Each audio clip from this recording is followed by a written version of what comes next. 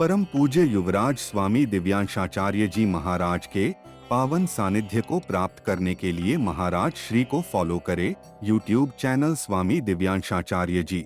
Kanye कुब्ज ब्राह्मण जिसका नाम अजामिल था, एक गुरुकुल में रहने वाला ब्राह्मण एक बार गुरुजी की सेवा के लिए पुष्प लेने जंगल में गया। गुरुजी ने पुष्प लेने के लिए जंगल में भेजा। जंगल में गया तो वहां पर देखा एक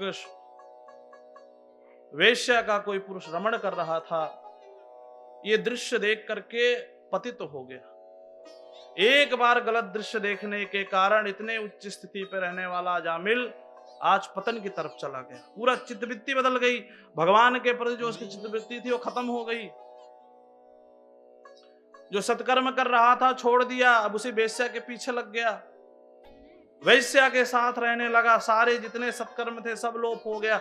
संध्या गायत्री सब लुप्त हो गई।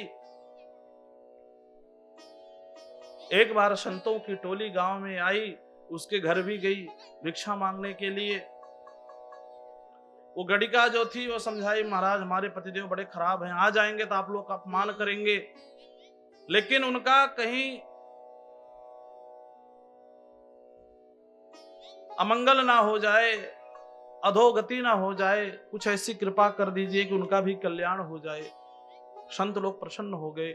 बोले बेटी, अगर तू अपने पति का इतना ही कल्याण चाहती है तो एक काम करना, जो तेरे संतान होगी उसका नाम नारायण रख देना। आज अजामिल यदि अपने बेटे का नाम टिंकू रखा होता, पिंकू रखा होता तो उसका कल्याण होता।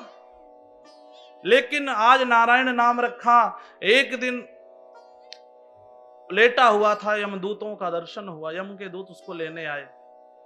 बड़े बड़े एकदम मोटे तगड़े भयंकर एकदम डरावने रूप देख करके वो डर गया।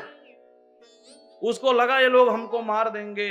अब तो अपनी रक्षा के लिए दूर खेल रहे अपने पुत्र, जो उसका पुत्र था जिसका नाम नारायण रखा था, उसके प्रति इतनी आसक्ति थी कि अंतिम समय में उसी को याद किया कि पुत्र हमारी रक्षा करो। दूरे कीड़न का शक्तम पुत्रम नारायणाभयम पलावितेन स्वरेणुच्चैर आजुहावा कुलेन्द्रियः। हे पुत्र, व्याकुल होकर के यमदूतों को जब देखा तो अपने पुत्र को बुलाया, नारायण मेरी रक्षा करो। और जैसे मुख से नारायण निकला, तुरंत भगवान के दूत वहां पर प्रकट हो गए और उन्होंने यम के दूतों को डांटा, कहां आए हो तुम लोग? बोले प्रभु, आप लोगों को गलतफहमी हो गई, भ्रम हो गया है। ये नारायण उन नारायण को नहीं बुलाया, अपने बेटे को बुलाया है नारायण। बोले भैया, इसने नारायण नाम तो लिया। बोले हम मान रहे नारायण कहा, पर अपने बेटे का नाम कहा। दूतों, भगवान के दूतों ने कहा कि नारायण भगवान के पहले इसके बेटे का नाम था कि पहले भगवान का नाम था। कोई भी किसी भी प्रकार से सांकेत्यम परिहास्यम अवहेलनमेव च वैकुंठ नाम ग्रहणम सर्वथा गहरम परम। सांकेत्यम पारिहास्यम, संकेत से है।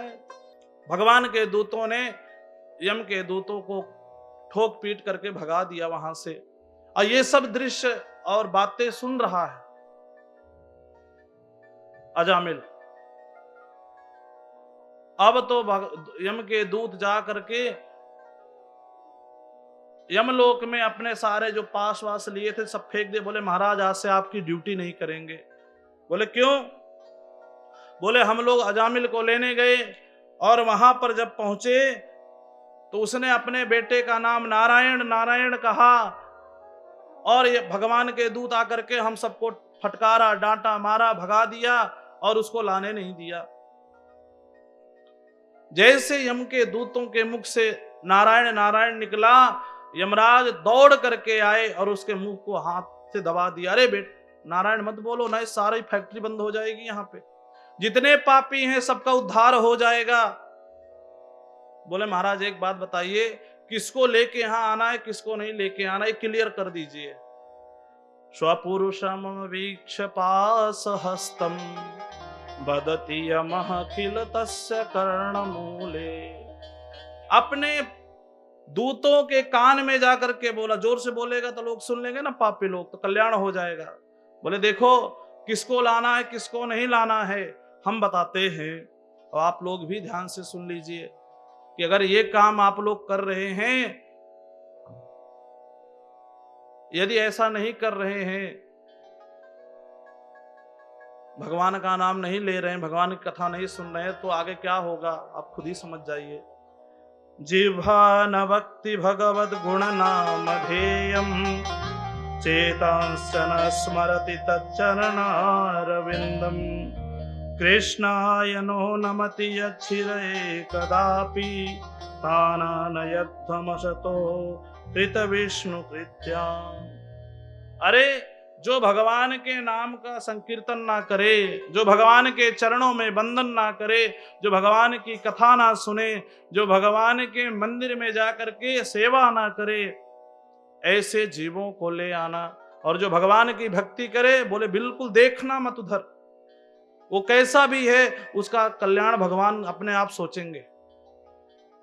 देखो अपराधी जो होता है उससे कोर्ट ले जाया जाता है कि नहीं?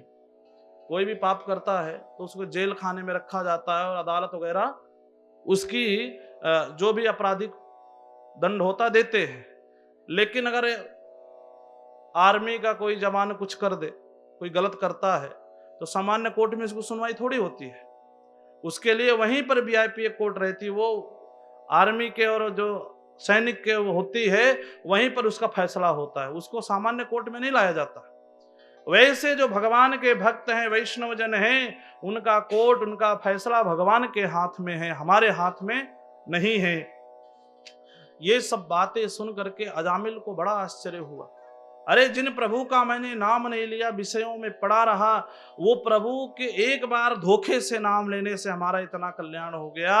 और ये सोच करके अजामिल अब जितनी जिंदगी बची है, अब घर परिवार छोड़ करके भगवान का भजन करेंगे। और अजामिल घर परिवार छोड़ करके हरिद्वार में आकर के भगवान का भजन करते करते परम धाम को प्राप्त किया।